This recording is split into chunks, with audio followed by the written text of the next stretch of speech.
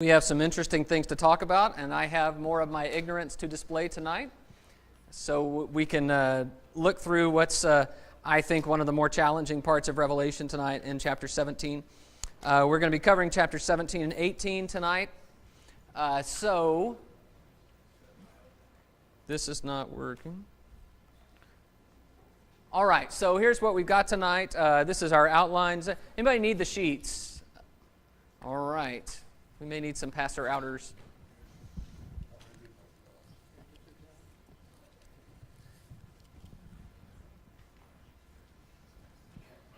It should be 3 sheets in the set. Okay, so what's on the board is on the sheets, and what's on the sheet is on the board, except I'm going to have some visuals tonight that I didn't put in the notes, so that'll be on the board, but you'll know when that happens. I'm just going to go ahead and get started. Outline of what we're covering tonight. John sees the prostitute on the beast in chapter 17, the first 6 verses. And then an angel explains what he has seen and identifies certain parts of it. The explanation, as we've often found in Revelation, still leaves us saying, yeah, but I don't know what that means. But it is an explanation of the vision. We do know more about what this prostitute on the beast is supposed to symbolize from the explanation, although we still have some questions, and I'm sure by the time we're done tonight, you'll still have more questions. And then chapter 18 is what we're going to call Babylon's funeral. It is a set of sort of speeches by people about Babylon after Babylon has fallen, the grieving of the kings of the earth and the merchants over Babylon's fall, and the rejoicing of the saints. All right, so roughly what we're talking about tonight, this is the overview. John sees a prostitute who is called Babylon. We know it's Babylon because it's on her forehead, Babylon, seated on a beast, drunk on the blood of the saints. So he sees this vision. And then an angel explains that the heads of the beast represent kings who are doomed because they will make war on the Lamb. Okay, so you have this idea that there are kings that sort of support the prostitute or are under the prostitute, and they're going to work together. The woman will be judged. In fact, the twist in this chapter is that the woman's demise will come because of the beast. So the beast is going to turn on the woman and destroy her, but then that's going to be the end of Babylon. And then in chapter 18, the kings and merchants will mourn over Babylon's demise while God's people will rejoice. All right, so major takeaway, what I want you to get tonight and what I believe this is intended to teach is about this picture of a woman who is a prostitute or a harlot who appears to be something, but actually she's not. She appears to be attractive, but really she's disgusting. You know, she appears to be enticing, but really she's drunk on the blood of the saints. Okay, so I think what we're being taught here is that earthly powers seduce people by offering security and luxury in exchange for moral compromise, yet it's a simple matter for God to judge them. Okay, so that's my thesis statement for the evening. Earthly powers, meaning powers like Rome, but I don't think it's restricted to Rome. I think it could be true today of nations and powers. They seduce people, and the seduction is the key because the seducing is about how this woman operates. It is not what she appears to be, it is what she actually is. So John is given a vision. Very often apocalyptic works this way, where you have a vision that's different from what it appears to be. And in the vision, he sees this woman not as attractive, but as horrific. And that what she's offering people is really disgusting and horrible, whereas they would see it in a different way. So she seduces people by offering security and luxury. So think about what Rome would offer. Think about what America would offer to its citizens. So we will provide for you what you need. You can live in peaceful Rome. We'll take care of you. You'll be luxurious and you'll prosper. All you have to do is bow the knee to Caesar. All you have to do is compromise with what we're telling you. And as long as you do that, you'll have everything you need. So it's very much a sort of a covenant like we should be making with God and demanding the service given to God. So they offer security and luxury in exchange for moral compromise, which is really the thread of the book. Yet it's a simple matter for God to judge them. And the focus of chapter 18 is how quickly and easily Babylon falls. And in a single hour, everything goes to pieces. And that great empire that affects so many people is going to be nothing for God to judge it. All right, so that's where we're headed, and that's the thought I want you to get tonight, even though when we get down in the weeds, you're going to think, what were we talking about again? What's this with the kings and the heads and the seventh and the eighth and all of that? So when we get there, just remember, let's go back to our major takeaway that we're talking about the seductive power of earthly powers. All right, so key lessons. I've been telling you these in the beginning, what we're going to draw out of the text, and then at the end, if we have time, we kind of go back over them. God's people must discern what evil looks like in our time. Okay, so one of the real punches of this text is that it looks at the world in a different way. Instead of seeing the world the way we would normally see it, it looks at the world completely differently and says what you are bowing your knee to or giving allegiance to is actually evil, even though it may seem to be innocent, seem to even be good. So we have to discern what evil looks like in our time. God views moral compromise as sexual immorality. That's a very vivid image. Okay? It is fornication, and the kings of the earth are committing fornication with this woman over and over again. We are pounded with that image. You know that image if you've done much study in the Old Testament prophets, particularly Ezekiel. Sometimes Ezekiel is quite graphic in describing idolatry and abandoning God as sexual immorality. That is the way God views it. In fact, the book of Hosea is really powerful there too, because Hosea is told to take a woman of harlotry, and his wife essentially leaves him for another man, and he takes her back as an example of what God is willing to do when his people are sort of playing the harlot with these other gods. God views moral compromise as sexual immorality. No price is actually high enough to justify moral compromise. You see, even with the luxuries that are offered, ultimately it's not worth it. Those who fight God will lose no matter how strong they appear. That's just a constant theme in Revelation. They look strong, but God's going to judge. God can cripple nations through self-inflicted wounds. In fact, I wonder if this isn't the pattern throughout history, that in this text we're going to read about how the beast turns on the woman, and I think those are actually just components of the same political system. And I think the idea of a self-inflicted wound, it doesn't necessarily have to be a threat from outside, but the nation can collapse through sort of a civil unrest. Though empires feel invincible, they're always vulnerable. Comfort and pride go together. We'll see that in chapter 18. The woman is comfortable. She thinks everything is great. She lives in luxury, and so she thinks, I sit as queen, and no one will best me. We have to consider the impact of our economic choices. This is an idea that we don't talk about very often, but I think is very clear in Revelation 18, that the idea of living in luxury is condemned, and the idea that sometimes our decisions as to what we buy have consequences for other people. I'm thinking particularly of the idea that we're going to talk a little bit about slavery tonight in chapter 18, because there's a phrase there that indicates that John, or the vision John sees, has some negative implications about what is required to get the luxuries in terms of slavery. But we'll come to that a little later. All right, if we share in Babylon's sins, we share in her punishment. So come out of her, my people, he says in chapter 18 and verse 4. Be careful about compromising with the world power. All right, so let's get into chapter 17 then. That's where we're headed. But let's talk about John seeing this prostitute riding the beast. Verse 1. Chapter 17, verse 1, Then one of the seven angels who had the seven bowls came and said to me, Come, I will show you the judgment of the great prostitute who is seated on many waters, with whom the kings of the earth have committed sexual immorality, and with the wine of whose sexual immorality the dwellers on earth have become drunk. And he carried me away in the spirit into a wilderness, and I saw a woman sitting on a scarlet beast that was full of blasphemous names, and it had 7 heads and 10 horns.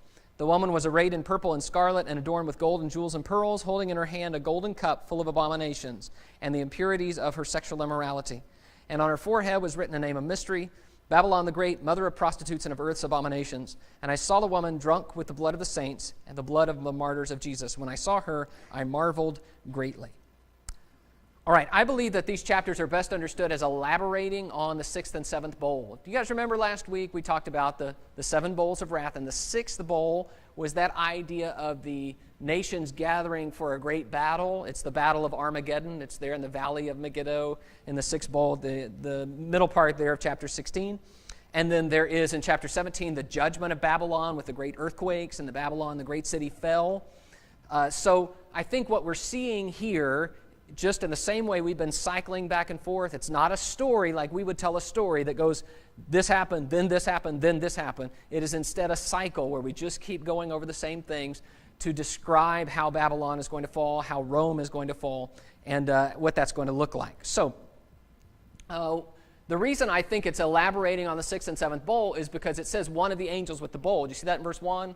One of the angels with the bowl came and said, I will show you the judgment of the prostitute. So you're going to see a judgment here is what he's saying to John, and the way John sees that is first by seeing the prostitute on the beast, and then by hearing sort of the funeral of the beast, funeral of the prostitute in chapter 18. So she's seated on many waters. It says there in verse 1. The waters are later called nations in verse 15.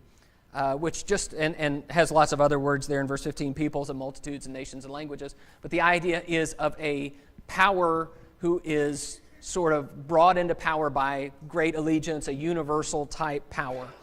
All right, she is a prostitute because the earth's kings have committed fornication with her and have become drunk on her wine. So that's the reason she is described this way. She does not portray herself as a prostitute. That is instead what is said about her when John sees sort of everything clearly in this vision. He sees her for what she truly is. But, as I said a moment ago, the figure of fornication and drunk on her wine are figures for idolatry and moral compromise. Do you guys remember back in chapter 2 with the letters to the churches?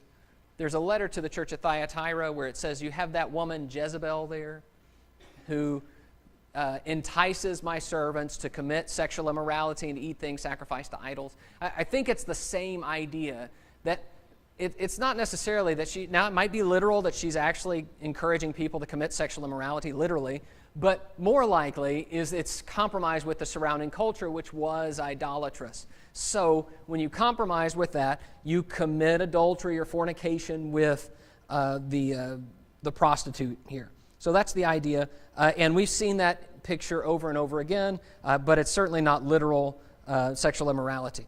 All right, so verse 3 and 4, John is carried away into the desert. It says in verse 3, it's another one of these examples. We've talked about this before, right? Sometimes John will hear something and then he will see it and it will look different than what he heard, right? You remember with the lion and the lamb? He heard the Lion of Judah is conquered and he turns and he sees a lamb. Okay, there's a difference between a lion and a lamb. Here, he hears about the judgment of the woman seated on many waters. But instead of waters, she is seated on a beast. Okay, so that's what he sees, which is different. Now, both of those images work in the text, and he's going to receive the explanation for both of those.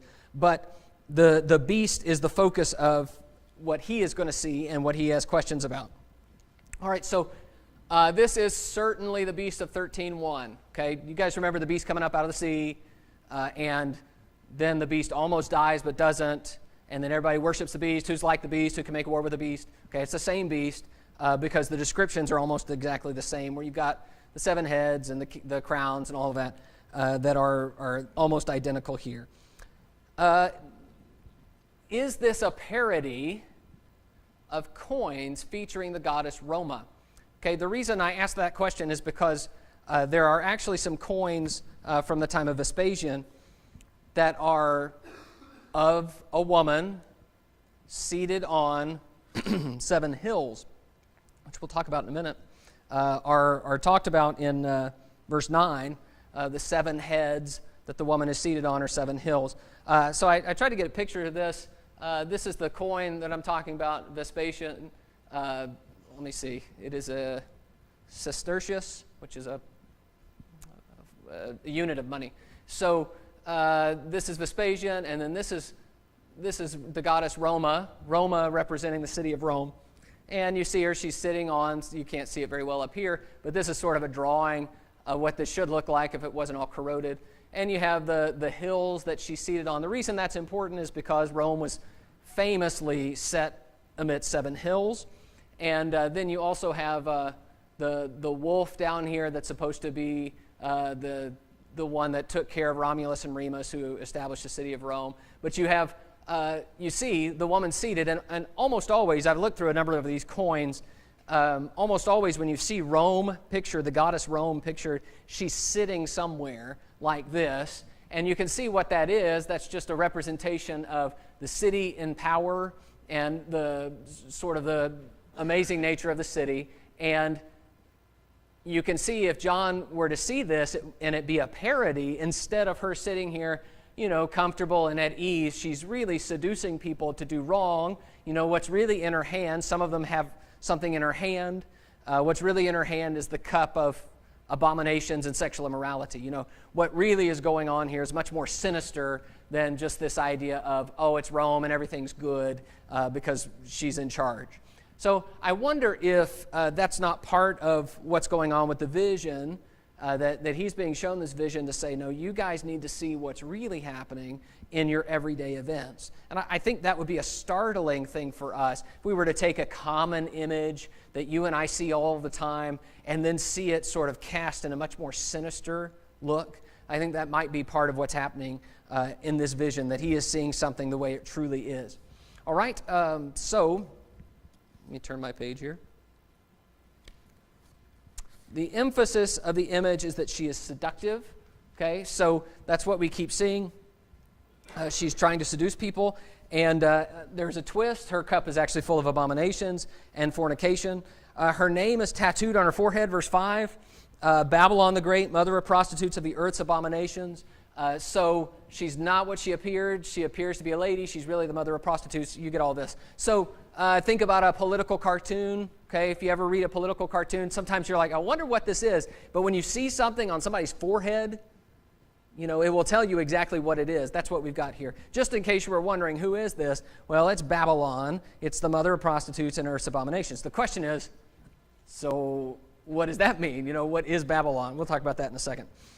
So verse 6 then says she's drunk with the blood of the saints, the blood of the martyrs of Jesus. Not only is she deceptive, she's grossly immoral. I mean, the idea of drinking blood is disgusting. And the idea of being drunk on the blood of saints is just, it's a horrific picture. And that's what we're intended to feel from that. So this is the question we're probably all asking. Who is the prostitute and how is she different from the beast? Okay, so we've talked about the beast, and I've shared with you that I believe that the beast is Rome, represents the power of Rome, the nation of Rome. So the vision seems to distinguish between aspects of Rome's power.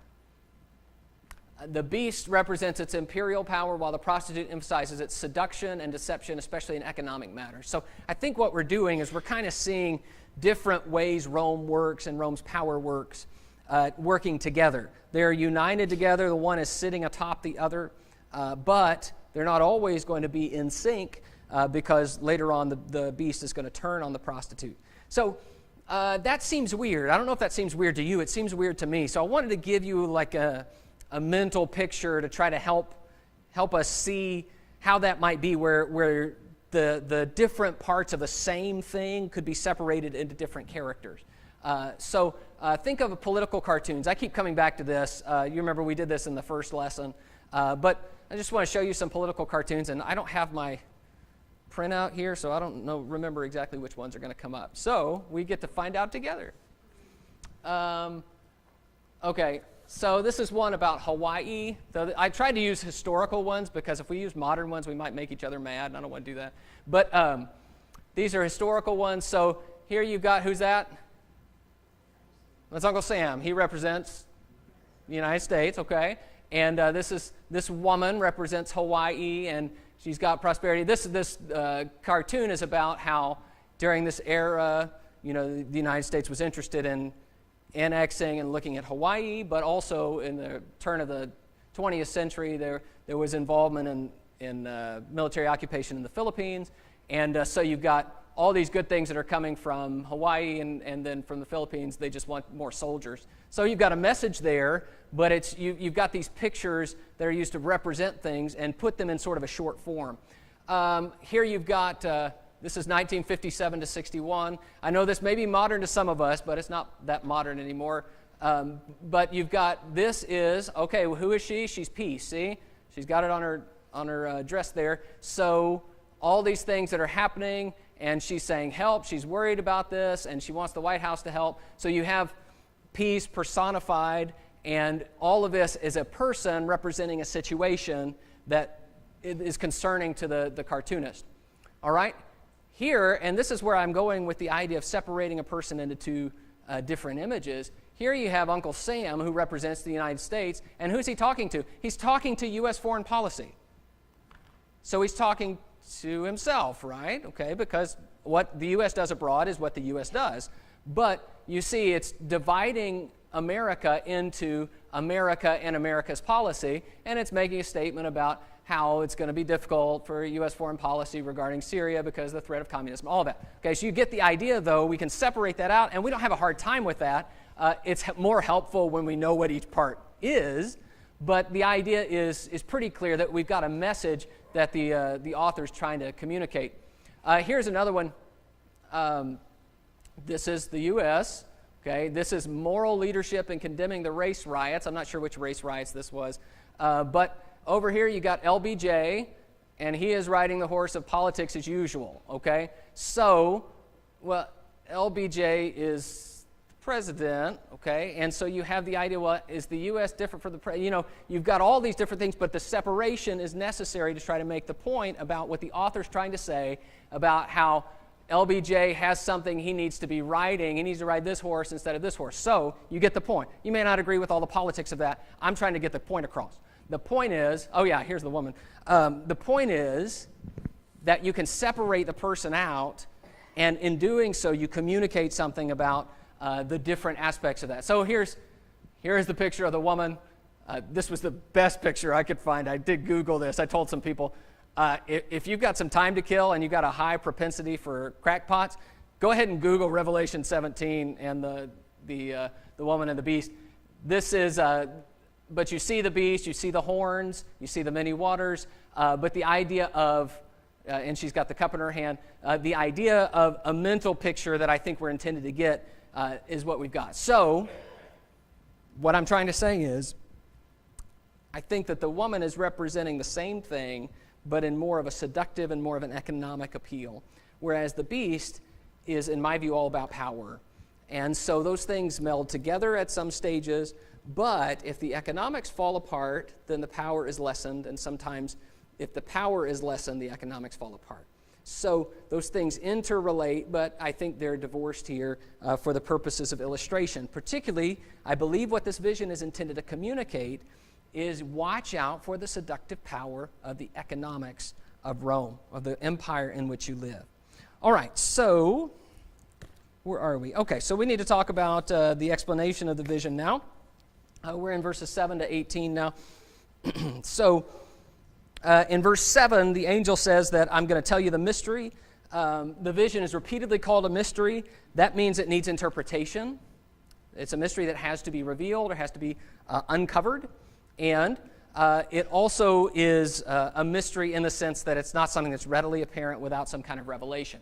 All right, let's talk verse 8 here. Verse 8 says, "The beast that you saw was and is not, and is about to rise from the bottomless pit and go to destruction. And the dwellers on earth whose names have not been written in the book of life from the foundation of the world will marvel to see the beast, because it was and is not and is to come." All right, so you got all that? All right, that's only verse 8. We're not even into the hard stuff yet. Okay, the beast that almost was destroyed. It was, and then it is not, and then it is again. Okay, that takes us back to 13:3.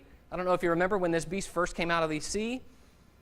It almost died. It survived a deadly wound, and then it was worshipped because it survived the deadly wound. All right, so a lot of scholars talk about Nero when they talk about that. I've talked about Nero and the idea that Nero is going to come back at the head of the army and all of that. I don't know if it's that. I think whatever the specifics of how it almost was destroyed, the overall impression is that this great political power is immortal. That's the point. It feels like if it survived that, it can survive anything. And I've talked to you a lot in this class about the idea that when we are under the thumb of a power, or when we see a great power, those powers feel like they will always be powers. And I always come back to the idea of Alabama football and college football. Okay, the idea that, doesn't it feel like Alabama will be number one forever? Okay, and it feels like that right now. But that's not always going to be true. It's just the way it feels when that's the way it is, and especially when you look back and you're like, wow, it's almost always been that way, and you look back, now you look forward and you think, well, it probably always will. That's the nature of power. Power seems to have that immortality to it, and one of the messages of Revelation is that's just an impression, that's not the reality. So the seeming invincibility will fascinate worldly people, and it did back in chapter 13, and it specified that that's going to happen again. I think it's the same idea here. Yet John is told that the beast is actually from the abyss and is going to destruction. Did you catch that in verse 8? Okay, it's going to be destroyed. It's going to destruction. It comes out of the abyss, which is the place where Satan is, and it's going back to be destroyed. All right, so let's do verses 9 and 10 here. Verse 9, this calls for a mind with wisdom. The 7 heads are 7 mountains on which the woman is seated. They are also 7 kings, 5 of whom have fallen, 1 is, and the other has not yet come, and when he does come, he must remain only a little while. All right, so as if we weren't confused enough, now we are told that the 7 heads of the beast are actually a double metaphor. It means 2 things. So they are the 7 mountains, and they are also 7 kings. Now, I said earlier, Rome is famously seated on 7 hills. Not only is that famous in our time, that was especially famous then. That was, 7 is a number of perfection, and that's what they put on all their literature. That's a sign that Rome is a great city favored by the gods. So what is this about 7 kings? All right, so some different ways to take that, the idea of 7 kings. A lot of people say, okay, it's 7 literal kings, and so we're talking about in the time of John, it's going to be Rome, because those are the kings of the time. And he says 1 is. So now people get their charts of Roman emperors out, and they say, okay, well, let's count them up. The problem is none of them match up. I mean, not even close. You've got a number of emperors. Some people say, well, if you back the list up and start counting from a certain one, then you get to 6, then you get to 7. Some people say, oh, well, some of them are just pretender kings. But it just ends up where you kind of find what you want to find if you start listing the kings out. So then there's somebody says, well, you should start with Julius Caesar. And then somebody else says, oh, no, that wasn't actually the empire yet. It's actually Augustus. And then you got to skip some kings here and there so you get to where Nero is the 6th, or you get to where Domitian is the 6th. I just don't think that's the way that we're intended to take it. I think that has some flaws that are just insurmountable. So I think we have to take a different tack on trying to figure out what's being said here. And I'm going to take the tack that I've taken the entire time I've taught this class, that when you see the number 7, 7 is stylistic and symbolic in Revelation rather than literal and historical. And you see 7s here. In fact, you see 7 and 10, don't you? 7 heads, 10 horns. So I don't think that we're intended to see 7 literal kings. In fact, what's very interesting is that which king are we on right now when the text is written? He says 1 is. We are on king number 6. Okay, what's the number of the beast?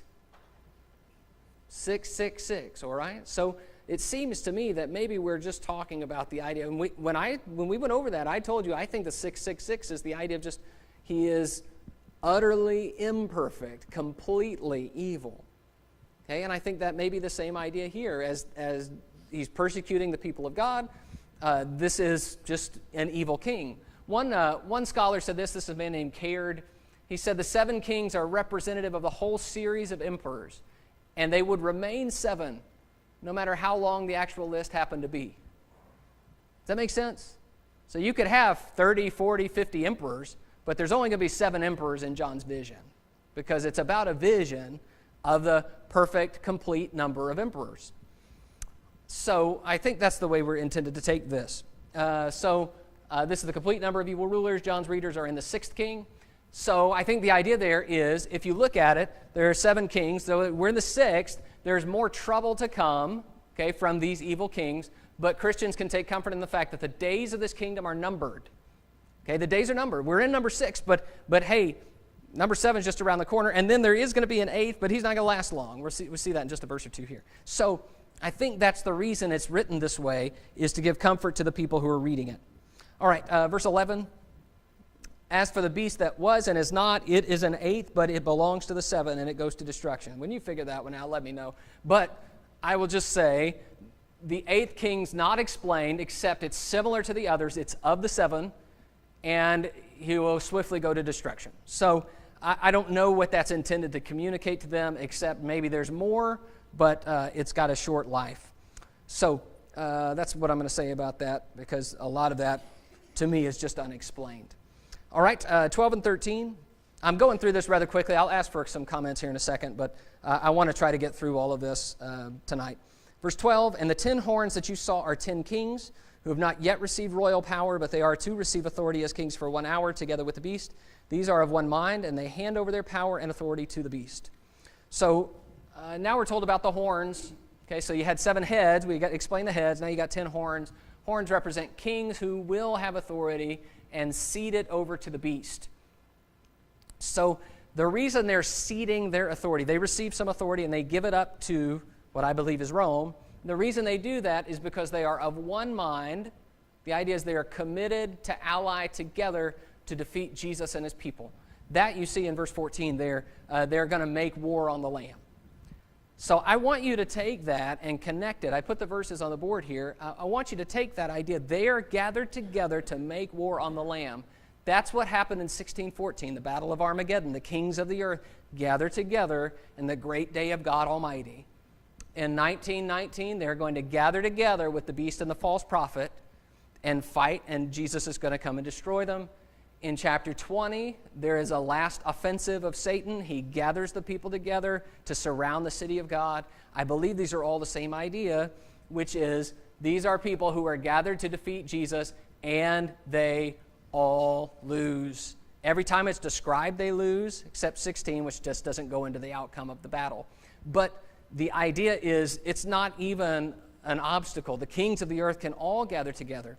Do you guys remember Psalm 2?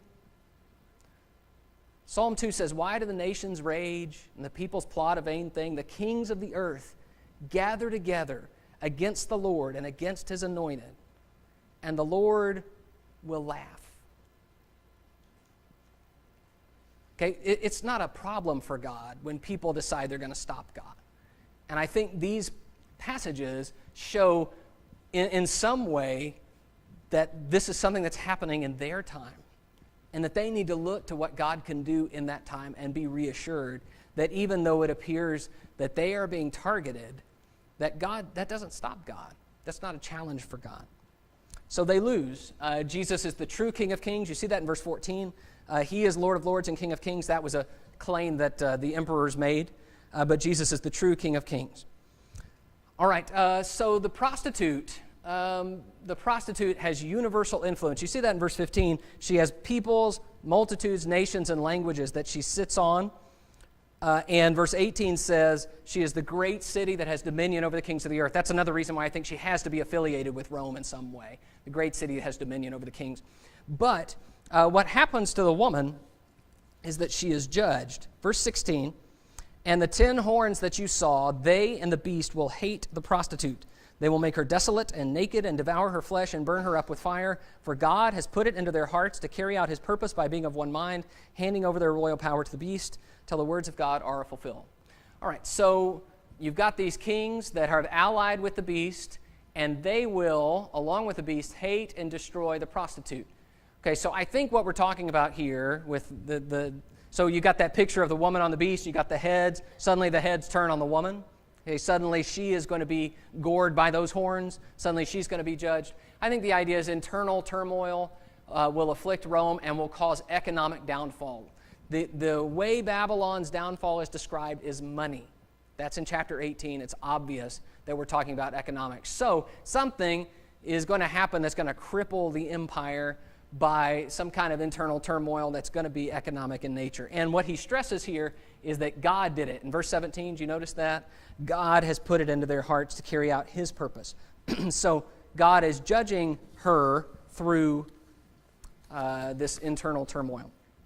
All right, so what's happening here? I think to describe it, to summarize it, the seductive economic power of Rome, represented by this woman, is buoyed by its military might. She sits on a beast. and vice versa. So the military might is buoyed by the economic power. But God will allow trouble and hardship as well as internal unrest that will undermine and lead to the destruction of this economic power. So he is going to weaken this government and weaken this economy, and in doing so hurt the beast and stop it from doing what it's been doing to the Christians. That destruction is painted as judgment from God. It's intended to be understood as such, even though God doesn't do anything. Do you see that? God just put it in their hearts. They did the work. They turned on themselves. But it is still considered God's judgment. I think it's likely that this pattern is followed more or less in all empires throughout history, where there is a weakening of the empire and the structure of the empire by internal difficulty and strife. I don't think you have to be that much of a student of history to see that. It's also kind of a common sense, human nature kind of thing. All right, so that's what I've got to say about chapter 17. Questions?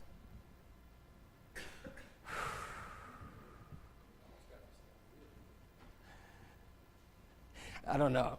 We're almost through it. I don't know if we got it whipped yet, but all right. We good? We're going to go on to chapter 18. All right, let's talk about Babylon's funeral then. So, I had you guys read, I didn't look over what I had you read. I had you read Jeremiah, right?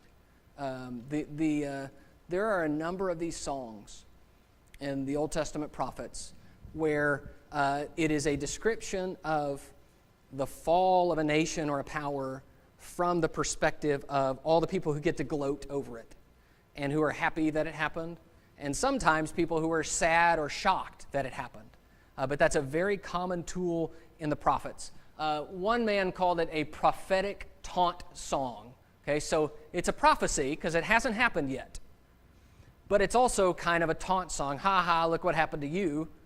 You got what you deserved. Okay, and it is, you do have that tone in it, particularly at the end. So it looks at the future destruction of Babylon as if it has already happened, in hopes of encouraging the saints and warning those tempted to compromise with her. You've got both of those threads. Encourage the saints and be careful not to compromise. A man named Custer, I think that's how you say his name, Kester, I don't know. Looks like a Dutch word. I don't know how you, we got anybody who could say that one? Anyway, wherever he is, I'm sure he could help us pronounce his name, but he likens it to Dickens' A Christmas Carol. So you remember the part of the Christmas Carol where Scrooge is allowed to see the ghost of Christmas past and present and future. And the ghost of Christmas future lets him see Christmas as it will be, to warn him about where his behavior will lead. And at the end of that, Scrooge is terrified and he's like, what can I do to make it where this won't happen? That's what this is like. So yes, it is a prophecy, and yes, it is certain, but at the same time, it's intended to say, is there some way we can make it where this is not going to affect us, and we won't be the ones mourning, we won't be the ones punished, we won't receive the plagues. All right, so 18:1. After this I saw another angel coming down from heaven, having great authority. The earth was made bright with his glory, and he called out with a mighty voice, Fallen, fallen is Babylon the Great. She has become a dwelling place for demons, a haunt for every unclean spirit, a haunt for every unclean bird, a haunt for every unclean and detestable beast. For all nations have drunk the wine of the passion of her sexual immorality, and the kings of the earth have committed immorality with her, and the merchants of the earth have grown rich from the power of her luxurious living. All right, so Babylon has definitively fallen. It's laid waste. Fornication, that image is used again in verse 3. Here, it also involves enriching the merchants and living in luxury, which is a focus of the chapter. Luxury, you'll see it over and over again. A lot of the items that are described when there are detailed lists of items are luxury items. Okay, it's not staples. It is instead things that are fancy and come from far away that the Roman economic engine helped to supply. All right, verse 4 is important. Verse 4, I heard another voice from heaven saying, Come out of her, my people, lest you take part in her sins, lest you share in her plagues. So, be careful. Come out of her. And I think here, God warns his people to disentangle themselves from the economic system. I think we're probably doing the same thing. You remember the mark of the beast? And whoever didn't have the mark of the beast could not buy or sell. You couldn't be a part of the economy in whatever way if you didn't bow the knee to Caesar. Well, in the same way, it seems to me maybe this is a trade guild thing where you have to sacrifice to pagan god to be a part of the trade guild. Some kind of similar penalty that said, we're going to threaten you by saying you can't be a part of the economy in some way if you don't become one of us. And God says, come out of her. Don't submit. The people who share in her sins will share in her plagues. If we share in her sins, we share in her plagues. All right, so heaven asks God not just to pay her back, but to double her punishment. That's in verse 6.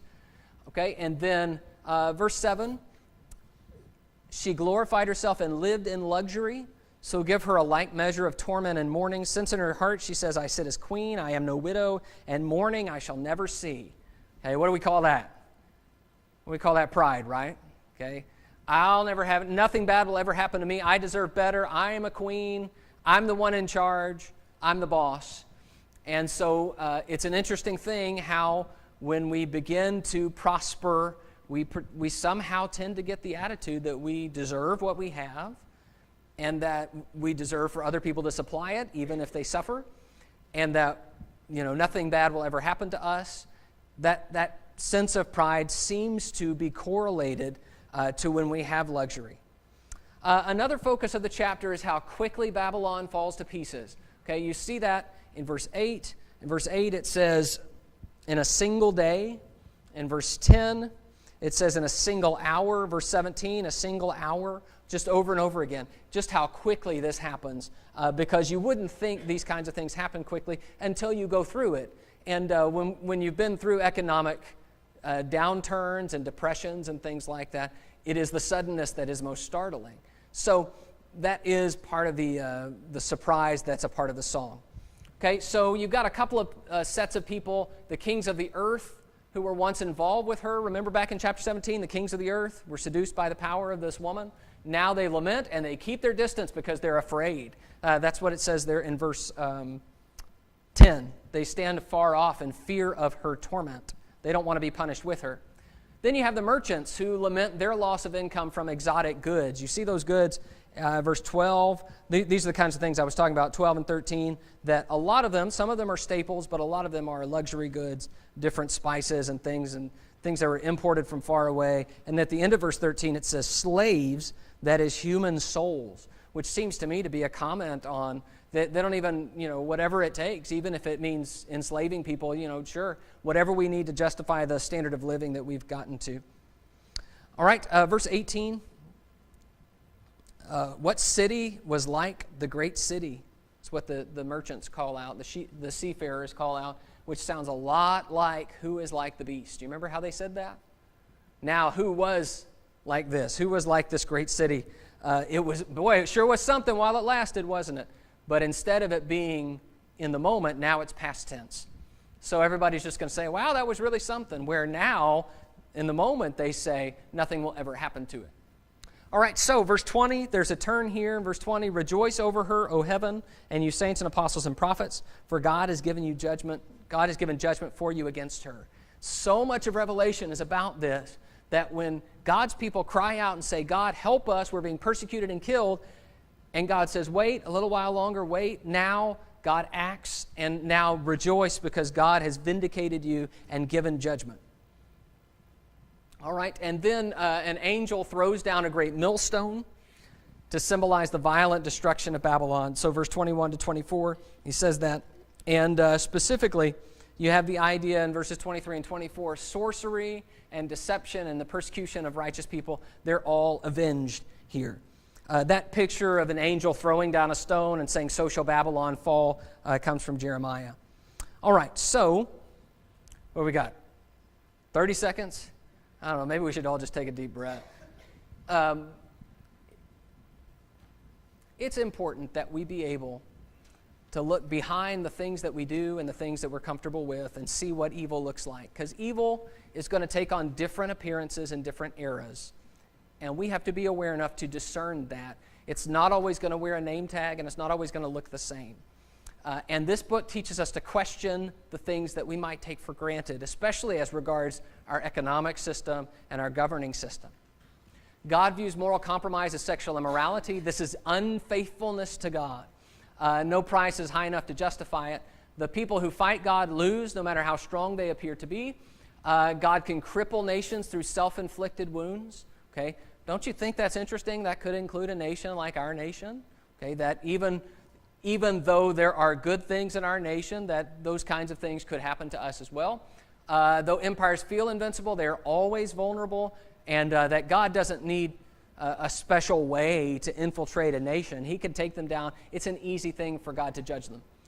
Comfort and pride go together. I think we need to be very aware of the fact that we're in a very prosperous nation and a very prosperous time, and that very often that leads to us thinking more highly of ourselves than we ought to think. That's a battle that each one of us needs to fight.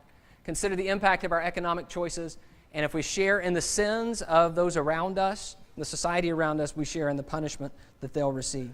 All right, thanks, guys. We will pick up, Lord willing. By the way, I need to say this. We're going to be doing chapters 19 and 20, Lord willing, next Wednesday. Then we have VBS the next week, and then I'm going to be gone the next week, and Daniel is teaching on something that he doesn't know what it is yet. I think he's going to teach on the beast and the prostitute. Not really. I don't know what he's going to teach on, but I thought I'd throw that out there for him. So we'll have next week, and then we'll have 2 weeks where we won't have Revelation. Then we'll pick up again on that third week in June. So thanks so much for your attention, and we'll be dismissed.